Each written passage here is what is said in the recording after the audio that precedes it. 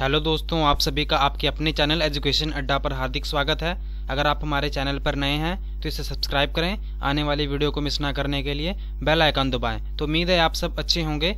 आज हम करने वाले हैं एसएसटी के पेपर डिस्कस की 2016 में जो पेपर हुआ था सोशल स्टडीज़ का, उसको हम डिस्कस करेंगे। तो चलिए हम शुरू करते हैं अपने पहले क्वेश्चन से। तो जो हमारा पहला क्वेश्चन है वो कौन सा है कि the verses and ideas of which of the following personalities have been preserved in Panchvani and Bijak की पंचवनी और बीजक में निम्नलिखित में से किस व्यक्तित्व के छंदों और विचारों का संरक्षित किया गया है। तो हमने ये बताना है कि ये जो पंचवनी और बीजक है इनको किसकी पर्सनैलिटी है, किसकी, इनमें से हमको नाम बताना है कि उनके आइडियाज़ को इन दोनों में संग्रहित किया गया है। क्या वो रविदास हैं, मीराबाई, कबीर या गुरु नानक देव जी। तो इसका जो सही आंसर है वो है कबीर। कबीर के जो आइडियाज़ हैं इनमें लिखे हुए हैं। तो चलिए चलते हैं question number 2। Which of the following statement about the Gond kingdom of Garhakatanga is correct कि गढ़कटंगा के गौंड साम्राज्य के बारे में निम्नलिखित में से कौन सा कथन सही है। तो देखते हैं option number A, the kingdom only comprised cities की राज्यों में केवल शहर शामिल थे।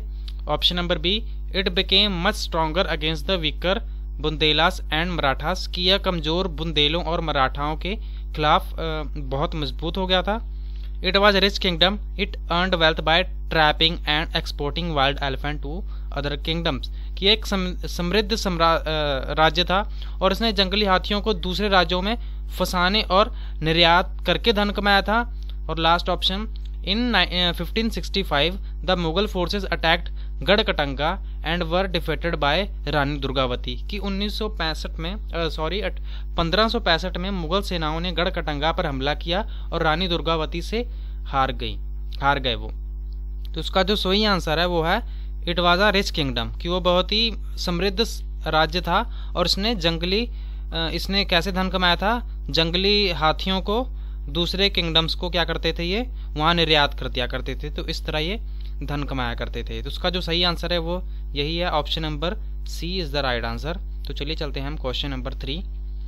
The wall relief from cave 15 Ellora which shows Vishnu and Narasimha the man lion is a work of which period की गुफा 15 ये जो है केव है, यहाँ पर एलोरा से दीवार की राहत जो विष्णु को नरसिंह के रूप में दिखाती है, मानव शेर किस अवधि का काम है कि ये इन्होंने यही पूछा है कि जो ये केव 15 में एलोरा जो विष्णु और ये जो केव है एलोरा केव 15 में जो इन्होंने विष्णु एज नरसिम्हा की जो दिखाई हुई है उसको क्या the man lion is a work of which period कि एक कौन से पीरियड का काम है ये। तो उसका जो सही उत्तर कौन सा होगा, गुप्ता पीरियड, गुर्जर प्रतिहार पीरियड, राष्ट्रकूट पीरियड या चालुक्य पीरियड कि इनमें से जो इसका सही आंसर है वो है राष्ट्रकूट। चलिए चलते हैं question number 4। From among the following which is a correct feature of barter system. ये हमने पढ़ा था एनसीईआरटी की समरी में कि जो बार्टर सिस्टम है, वस्तु विनिमय, ये क्या है, इसमें से हमने बताना है कौन सा सही है। It is a trade in which goods are exchange without the use of money कि ये ऐसा व्यापार है जिसमें धन का उपयोग किए बिना ही वस्तुओं का आदान प्रदान किया जाता है। It is a trade in which goods are exchange with the use of money कि एक ऐसा व्यापार है जिसमें धन का उपयोग के साथ वस्तुओं का आदान प्रदान किया जाता है। It makes exchange of thing easier कि ये इससे चीज़ों का आदान प्रदान आसान हो जाता है। या it is an expensive and time consuming process कि ये एक महंगी और समय लेने वाली प्रक्रिया है। तो इसका जो सही उत्तर है, बार्टर सिस्टम क्या था, जिसमें हम गुड्स के बदले गुड्स लेते थे। जैसे कि पहले के टाइम में करेंसी तो हुआ नहीं करती थी, तो लोग जैसे कि एक आदमी गेहूं उगा रहा है तो दूसरे आदमी से कहता था कि चलो मुझे ये सामान दे दो, उसको किसी और चीज़ की ज़रूरत होगी, बोलेगा कि मुझे कपड़े चाहिए तो आप ये मेरे से अनाज ले लीजिए और मुझे कपड़े दे दीजिए। तो ये ऐसा करते थे। तो उसका जो सही आंसर है वो है option number A. It is a trade in which goods are exchange without the use of money कि एक ऐसा व्यापार है जिसमें धन का उपयोग के बिना वस्तुओं का आदान प्रदान किया जाता है। Option number A is the right answer. तो चलिए चलते हैं question number 5। In which of the following landform are mushroom rocks found. ये क्वेश्चन 3-4 बार रिपीट हो गया। पिछले सीटेट में हमने जितनी बार भी किया, ये काफ़ी बार आया है और हमने ये अच्छे से डिस्कस भी किया था कि ये जो मशरूम रॉक्स होती हैं इसमें से ये कहाँ पाई जाती हैं। सी वेव्स में, सी के पास पाई जाती हैं, डेजर्ट में, डेल्टा या ग्लेशियल मोरेन। तो ये जो सही आंसर है उसका वो डेजर्ट है, रेगिस्तान में पाई जाती हैं। एक ऐसी शेप की थी, ये कुछ ऐसी शेप की थी, ये ऐसी शेप की थी कि जब ये मशरूम की तरह दिखती हैं, जब यहाँ से हवाएं चलती हैं तो यहाँ की कोमल कोमल जो रॉक्स होती हैं वो तो टूट जाती हैं और ये सिर्फ ये ऊपर से छत्र जैसी, छत्रक शैली हिंदी में कहते हैं इसे, ये ऐसी बन जाती है। ठीक है, ये ऐसी बन जाती हैं, तो इसे हम क्या कहते हैं, मशरूम रॉक्स कहते हैं। चलिए चलते हैं question number 6। Under whom did Bengal gradually break away from the Mughal control in the 18th century, कि जो 18वीं शताब्दी में बंगाल किसके द्वारा धीरे धीरे मुगल नियंत्रण से दूर हो गया था। अलीवर्दी खां, नादिर शाह, मुर्शिद कुली खां या निजाम उल मुल्क अशरफ जहां। तो उसका जो सही आंसर है वो कौन सा है, वो है मुर्शिद कुली खां के अंडर क्या हुआ था, ये बंगाल था धीरे धीरे मुगलों के कंट्रोल से बाहर हो गया था। Option number C is the right answer. चलिए चलते हैं question number 7। Match the following and choose the correct answer, कि हमने लेयर्स दी हुई हैं एटमॉस्फेयर की और हमने बताना है इसके फीचर कौन से हैं। तो ये हमने वैसे पढ़ा हुआ है, ये आपको आएगा, जरूर क्वेश्चन आएगा अगर आपने प्रीवियस वीडियोस देखी हुई हैं। तो ट्रोपोस्फेयर का क्या था, troposphere, stratosphere, mesosphere and thermosphere.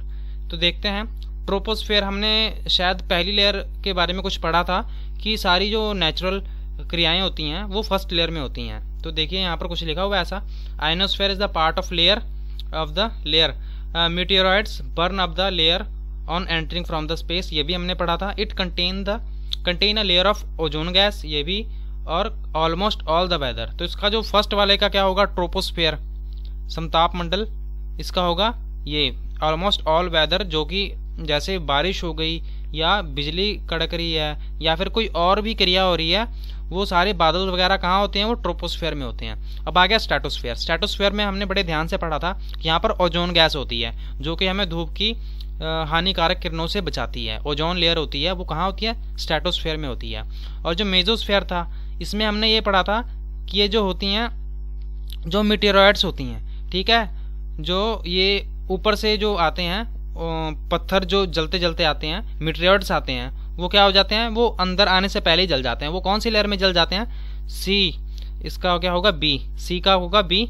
और ये लास्ट रहेगी थर्मोस्फेयर, थर्मोस्फेयर में ही आयनोस्फेयर है। ठीक है, तो इसका आंसर हो जाएगा ये। तो इसकी ऑप्शन कौन सी होगी, फर्स्ट का डी है, तो इसके कौन से ऑप्शन में फर्स्ट का डी लिखा हुआ है यहाँ पर, बी में। ठीक है, तो इसका जो सही आंसर है वो कौन सा है, option number B is the right answer. तो देखते हैं, चलिए चलते हैं अब अपने question number 8। Consider the following two statement about medical tourist in India.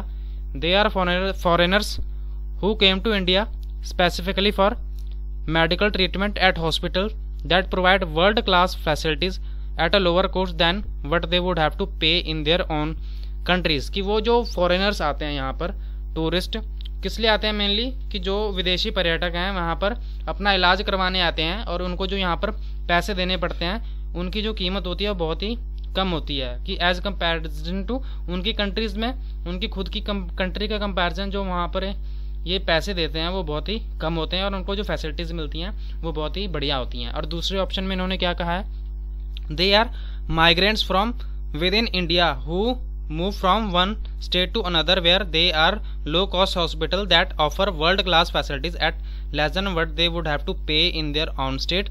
Choose the correct option. कि जो माइग्रेंट्स है, जो यहाँ से प्रवासी मजदूर हैं, वो क्या करते हैं, वो एक देश में ही, अपने देश में ही एक जगह से दूसरी जगह जाते हैं हॉस्पिटल में, किस लिए, कम पैसे उनको क्योंकि देने पड़ेंगे दूसरे हॉस्पिटल्स में, तो इसलिए वो एक जगह से दूसरी जगह जाते हैं। तो इसका सही उत्तर कौन सा होगा, जो दूसरी वाली ऑप्शन है वो तो हो जाएगी बिल्कुल गलत, और जो इसकी ऊपर वाली ऑप्शन है वो हो जाएगी सही। तो इसमें हम ऑप्शन देखेंगे कि इन दोनों में से कौन सी बात है, किसमें फर्स्ट ट्रू है, both 1 and 2 are true, both 1 and 2 are false, ये भी गलत।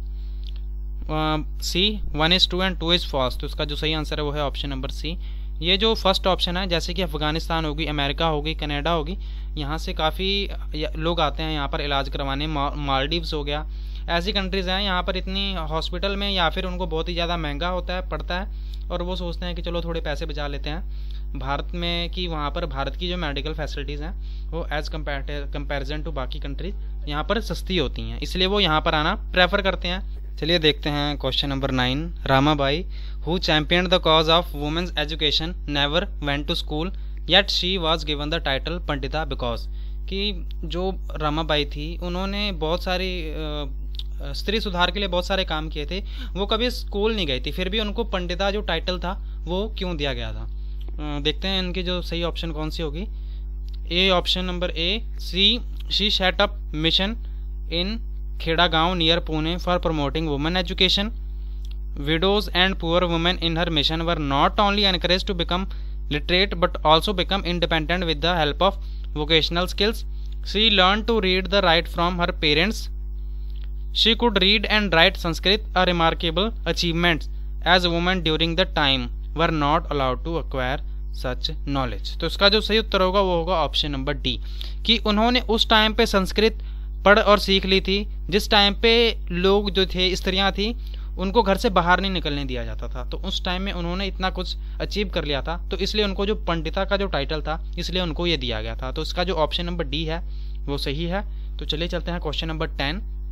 इन 1856 who among the following governor general decided that Bahadur Shah Jafar would be the last Mughal king? After his death none of the descendant would be the recognized as a king। कि 1856 में निम्नलिखित governor जनरलों में से किसने फैसला किया कि बहादुर शाह जफर अंतिम मुगल राजा होगा और उसकी मृत्यु के बाद वंशजों में किसी को भी राजा के रूप में मान्यता नहीं दी जाएगी। इसका जो सही उत्तर होगा कौन था वो, हेस्टिंग, कॉर्नवालिस, कैनिंग या डलहौजी। तो इसका जो सही उत्तर है वो है कैनिंग। डलहौजी के बाद ये था कैनिंग। तो ये कैनिंग ने कहा था कि बहादुर शाह जफर के बाद कि जो होगा इसका कोई भी वंशज में से राजा के रूप में नहीं मान्यता नहीं दी जाएगी, उनको सिर्फ प्रिंस ही घोषित किया जाएगा। तो इन्होंने ये बात कही थी, तो वो उनका नाम क्या था, कैनिंग उनका नाम था, लॉर्ड कैनिंग। चलिए चलते हैं question number 11। Which of the following statement is incorrect about Gandhi ji views on colonial education. कि गांधी जी के जो व्यूज थे अबाउट कॉलोनियल एजुकेशन में इनमें से कौन सा गलत है, इनमें से कौन सा इनकरेक्ट है। औपनिवेशिक शिक्षा पर गांधी जी के विचारों के बारे में निम्नलिखित में से कौन सा कथन गलत है। देखते हैं। English education focused on oral knowledge rather than reading and writing. Education in English distanced Indian from their social surroundings. Colonial education created a sense of inferiority in his mind of Indians. Western education value text book rather than life experiences and practical knowledge. कि अंग्रेजी शिक्षा ने पढ़ने और लिखने की बजाय मौखिक ज्ञान पर ध्यान केंद्रित किया। अंग्रेजी में शिक्षा ने भारतीयों को उनके सामाजिक परिवेश से दूर कर दिया। या कॉलोनियल एजुकेशन की जो औपनिवेशिक शिक्षा ने भारतीयों के मन में हीनता की भावना पैदा की। या पश्चिमी शिक्षा जीवन के अनुभवों और व्यवहारिक ज्ञान के बजाय पाठ्य पुस्तकों को महत्व देती हैं। तो उसका जो सही आंसर है वो कौन सा है, ऑप्शन नंबर ए। ये इन्होंने बात नहीं कही थी कि जो इंग्लिश एजुकेशन है वो सिर्फ पढ़ने लिखने के बजाय केवल मौखिक ज्ञान पर ही केंद्रित है, इन्होंने ये बात नहीं कही थी। Option number A is the right answer. चलिए चलते हैं question number 12। Consider the following two statement about the change brought about in the administrative policy of the British government immediately after the revolt of 1857। कि जो 1857 में जो प्रशासनिक जो नीतियां थी उनमें कौन सा बदलाव लाया गया ब्रिटिश गवर्नर के द्वारा। तो देखते हैं। The British parliament pass the new act in 1858 and transferred all the power in East India company to the British crown. कि जो भी उन्होंने एक कानून पास किया 1858 में कि जो सारी पावर्स हैं अब वो ईस्ट इंडिया कंपनी से किसको ट्रांसफर कर दी जाएंगी, ब्रिटिश क्राउन को ट्रांसफर कर दी जाएंगी। It was decided that proportion of Indian soldier in the army would be increased and number of European soldier would be decreased। इन्होंने क्या कहा कि जो इंडियन सोल्जर थे, जो भारतीय सैनिक थे, उनकी जो जनसंख्या है वो बढ़ाई जाएगी और जो यूरोपियन सैनिक हैं उनकी जनसंख्या जो भी उनकी गिनती है उनको घटाया जाएगा। तो उसका जो सही आंसर कौन सा होगा, ऑप्शन नंबर ए तो सही है बट बी गलत है। यहाँ पर हम ऑप्शन में देखेंगे कि first true and second is false, ये सिर्फ सी में है। तो उसका जो सही आंसर है वो है ऑप्शन नंबर सी। तो देखते हैं question number 13। Who among the following was a veteran nationalist leader of the salt Satyagraha in south India. कि निम्नलिखित में से कौन दक्षिण भारत के नमक सत्याग्रह के दिग्विजय राष्ट्रवादी नेता थे। कौन थे वो? महात्मा गांधी, सी राजा गोपालाचारी, या सरदार वल्लभ भाई पटेल, या पोटी श्रीरामुलु। ये पोटी श्रीरामुलु हमने पढ़ा था कल। कौन थे ये? जिन्होंने हंगर स्ट्राइक की थी। किस लिए? आंध्र प्रदेश को एक अलग राज्य बनाने के लिए। तो पोटी श्रीरामुलु ये तो नहीं है। इसका जो सही आंसर है वो है सी राजा गोपालाचारी। ये सही आंसर है, जिन्होंने सॉल्ट सत्याग्रह किसके? साउथ इंडिया में। इनको जो श्रेय जाता है वो इनको जाता है, जो भारत में नमक सत्याग्रह के दिग्विजय राष्ट्रवादी नेता थे, C Rajagopalachari. Question number 14, Jyotirao Phule dedicated his book Gulamgiri to which of the following, कि जो ज्योतिराव फुले ने अपनी पुस्तक गुलामगिरी को निम्नलिखित में से किसको समर्पित किया? Women's are participated in the suffrage movement in Britain, कि वह महिलाएं जिन्होंने ब्रिटेन में सफराज आंदोलन में भाग लिया। Indian soldier who died in the second world war, कि जिन्होंने भारतीय सैनिक जो द्वितीय विश्व युद्ध में मारे गए। Option number C, Indian who participated in the Indian freedom struggle, कि भारतीय स्वतंत्रता संग्राम में भाग लेने वाले भारतीय। या American who participated in the American civil war to end slavery, कि अमेरिकन थे जिन्होंने दास्तां को या जो भी दास प्रथा थी उसको समाप्त करने के लिए अमेरिकी गृह युद्ध में भाग लिया था। तो इसका जो सही आंसर है वो है option number D. Jyotirao Phule ने जो किताब लिखी थी गुलामगिरी, वो इसी बात पर आधारित थी। Question number 15, consider the following two statement about the high courts in India, कि जो उच्च न्यायालय हैं भारत के उस पर हम देखते हैं कि all high courts are under state government and act on their behalf, कि जो भारत में उच्च न्यायालय हैं राज्य सरकारों के अधीन है, राज्य सरकारों के अधीन है और उनके जो उन्हीं से कार्य करते हैं, उन्हीं के लिए कार्य करते हैं। ऑल जजेस of the high court are appointed in the consultation with the chief minister of the states, कि जो भी नियुक्त किए जाते हैं, जो भी जज नियुक्त किए जाते हैं हाई कोर्ट के, वो किसके कौन उसे अपॉइंटेड करता है? चीफ मिनिस्टर करते हैं। तो उसका जो सही आंसर है वो कौन सा होगा? वो होंगे दोनों गलत होंगे। क्यों? क्योंकि ये जो होते हैं हाई कोर्ट्स होते हैं ये स्टेट गवर्नमेंट के अंडर नहीं होते, ये किसी के अंडर नहीं होते। फिर वो काम कैसे करेंगे? अगर हाई कोर्ट होंगे, अगर वो स्टेट गवर्नमेंट के अंडर होंगे तो वो फ्रीली वर्क नहीं कर सकते। ऐसे तो सरकार कुछ भी करती रहेगी, हमारे फंडामेंटल राइट भी खत्म कर देगी। हम तो ना कहीं केस भी नहीं कर सकते हैं, फिर ना सुप्रीम कोर्ट ना हाई कोर्ट जा सकते हैं। पहली ऑप्शन गलत है। और जो जजेस होते हैं हाई कोर्ट के, इसको कौन अपॉइंट करता है? किसकी कंसुलेशन के द्वारा अपॉइंटेड किया जाता है? वो होते हैं गवर्नर, राज्यपाल। तो इसका जो दोनों ऑप्शन है वो गलत है। यहाँ पर जो सही आंसर होगा वो होगा option number B is the right answer, क्योंकि बोथ यहाँ पर गलत है।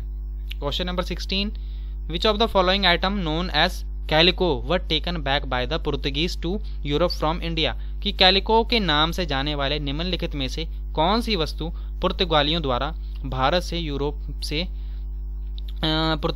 यूरोप से भारत वापस ले ली गई थी? मुस्लिन, पीस गुड्स, स्पाइसेस या कॉटन टेक्सटाइल? मलमल, टुकड़ा माल, मसाले या सूती वस्त्र? उसका जो सही उत्तर है वो है कॉटन टेक्सटाइल, सूती माल is the right answer. Question number 16। Question number 17, a teacher feel that there is considerable content load at a upper primary level, suggest the best approach from the following option to resolve this problem, कि शिक्षक को लगता है कि उच्च प्राथमिक स्तर पर काफ़ी सामग्री भार है।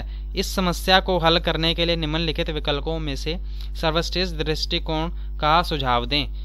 तो इसका जो सही उत्तर कौन सा होगा? Develop themes that could teach several concept across disciplinary boundaries, skip the activities which are not examined, identify important areas from each chapter and give notes, teach the whole subject rapidly, कि ऐसे विषयों का विकास करें जो अनुशासनात्मक शिक्षाओं पर कई अवधारणाएं सिखा सकते हैं, उन गतिविधियों को छोड़ दें जिनकी जांच नहीं की जा सकती, प्रत्येक अध्याय से महत्वपूर्ण क्षेत्रों की पहचान और नोट्स दें, पूरे सिलेबस को तेजी से सिखाएं। वैसे तो ये पैडागोजी का क्वेश्चन है, एसएसटी की पैडागोजी, तो उसका सही उत्तर फिर भी हम समझने की कोशिश करेंगे। इन्होंने क्वेश्चन कहा क्या है कि ए टीचर फील दैट, क्या महसूस करता है कि considerable content load at the upper primary level, कि उन्होंने बेस्ट अप्रोच बतानी है बच्चे को इस समस्या से समाधान के लिए।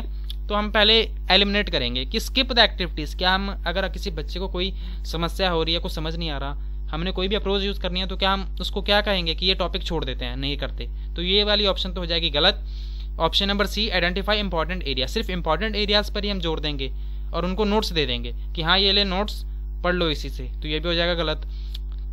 Option number D, teach the whole syllabus syllabus rapidly, कि सारा सिलेबस तेजी से ख़त्म कर देंगे, तो ये भी हो जाएगा गलत। तो इसका जो बचा ऑप्शन नंबर ए डेवलप थीम्स, कि हमने डेवलप करेंगे, क्या करेंगे, तो ऐसे विषयों का विकास करेंगे जो अनुशात्मक विषयों पर कई अवधारणाएं सिखा सकते हैं। Option number A is the right answer. Question number 18, deep bores are made to reach mineral deposit that lie at great depth, this kind of mining is known as, कि जो गहरी बोरियां जो खनिज जमा तक पहुंचने के लिए बनाई जाती हैं जो बड़ी गहराई पर स्थित होती हैं, इस तरह के खनन के रूप में जाना जाता है। Drilling, quarrying, open cast mining या शेफ्ट माइनिंग। तो उसका जो सही आंसर होगा वो होगा शेफ्ट माइनिंग। शेफ्ट माइनिंग क्या होता है कि जब भी हम डीप बोर्स, यहाँ पर नाम से ही पता चल रहा है कि अगर हमने बहुत ही गहराई से खुदाई करके जब भी हम मिनरल्स निकालते हैं, ठीक है, तो हम शेफ्ट माइनिंग करते हैं। अगर हमने ज़्यादा खुदाई नहीं करनी हो, थोड़ी सी खुदाई करके अगर हमने कोई खनिज निकालना हो तो उसे हम क्वेरिंग कहते हैं, ठीक है। और ड्रिलिंग पेट्रोलियम के लिए यूज़ की जाती है जब भी हम पेट्रोलियम निकालना होता है। तो इसका सही उत्तर कौन सा होगा, shaft mining. Question number 19, uranium found in Ladakh is an example of, जो लद्दाख में यूरेनियम पाया जाता है वो कौन से रिसोर्स की एग्जाम्पल है। Stock resources, deposit resources, actual resources या पोटेंशियल रिसोर्सेज। स्टॉक संसाधन, जमा संसाधन, वास्तविक संसाधन या संभावित संसाधन। तो उसका जो सही आंसर होगा वो होगा पोटेंशियल रिसोर्सेज। जितने भी रिसोर्सेज पाए जाते हैं जिनका हमें ज़्यादा पता नहीं होता कि वहाँ पर बहुत सारे रिसोर्सेज होंगे, उसे हम क्या कहते हैं, uranium found in Ladakh is an example of potential resources. ये हमारा लास्ट क्वेश्चन है। Question number 20, hot springs are formed as a result of heat energy obtained from, कि जो हॉट स्प्रिंग्स होती हैं, गर्म स्प्रिंग का निर्माण ऊष्म ऊर्जा से प्राप्त होने वाले प्रमाण स्वरूप होता है। Wind energy, geothermal energy, solar energy या टाइडल एनर्जी। पवन ऊर्जा, भूतापीय ऊर्जा, सौर ऊर्जा या ज्वार की ऊर्जा। तो उसका जो सही उत्तर है वो है जियोथर्मल एनर्जी से ये इसका निर्माण होता है। तो ये हमारा लास्ट क्वेश्चन था। आपको ये सेशन कैसा लगा आप हमें ज़रूर बताएं। आपको अगर कुछ समझ ना आया हो, आपको कोई क्वेरी हो तो आप कमेंट कर सकते हैं। सेशन अच्छा लगा हो तो इसे लाइक ज़रूर करें। Thank you so much for watching. God bless you all.